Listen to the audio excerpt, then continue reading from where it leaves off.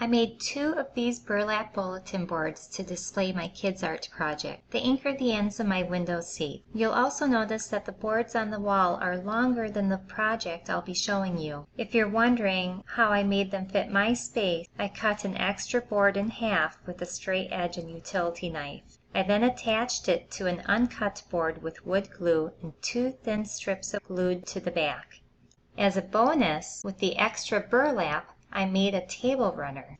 These are the items you'll need for this project. Corkboard. This one is from Hobby Lobby. It measures 16 inches by 36 inches. Burlap. This one is natural.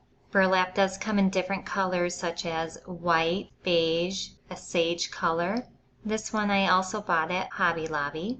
And I believe the burlap comes in 42 inches. So because my board was 16 inches by 36 inches, I had 2 feet of the burlap cut. Spray adhesive. This one is my favorite. I did try 2 other brands and they did lose their tackiness. Scissors, hammer, a straight edge, ruler, and furniture tacks. I did find my furniture tacks much cheaper at Walmart for 99 cents a container. The home store had it, I believe, for around $4. And these furniture tacks are brass. They do sell them in silver. If you shop online for your furniture tacks, you'll find oodles of different tacks, different colors and designs. Okay, working on a flat surface, I first center the corkboard over the burlap, lining the edges of the board up with the weave as much as possible. I'm leaving about 2 inches of burlap on each side. I then trim around the board for a neat edge. Next, take the cork, the burlap, the spray adhesive, and some scrap paper outside to a ventilated area. Lay the fabric over the paper and spray well.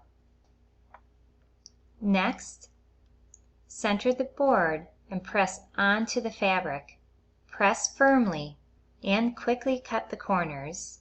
Spray a little more adhesive on the edge and then roll each edge over and press firmly.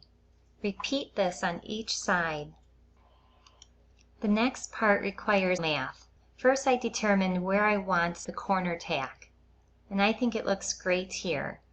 Now I measure and I place the tack in alignment with one of the ruler markings. I chose 1.5 centimeters for this board. I then push or hammer the tack halfway down in each corner using this marking. Remember, just halfway down. Next, I play around with the tacks and I determine where I want the rest of the tacks on this board. And just play around and see what looks right. In the end, I chose to use 42 tacks for this 16 by 36 inch board. I then use my yardstick and determine an even spacing for the tacks. This may take a few minutes. I'm placing my tacks about 6 centimeters apart. Now, using those end tacks that are already halfway into the board, you're going to use those to support your straight edge. Using the end tacks to support my straight edge, I start placing the tacks halfway down at my determined spacing. Again, I'm using about 6 centimeters. When I'm done with my one side, I look over the tacks and make any adjustments that are needed. Once the adjustments are done, I hammer the tacks all the way down, but I leave the corner tacks just halfway down for the next side. As a precaution, I place something underneath the board before I hammer. To do the opposite side, I use the same measurement, which is about 6 centimeters. I then repeat. I look at the tacks, make adjustments. I then hammer the tacks in, leaving the end tacks just halfway through the board. Repeat this step with each side. And this is my end project.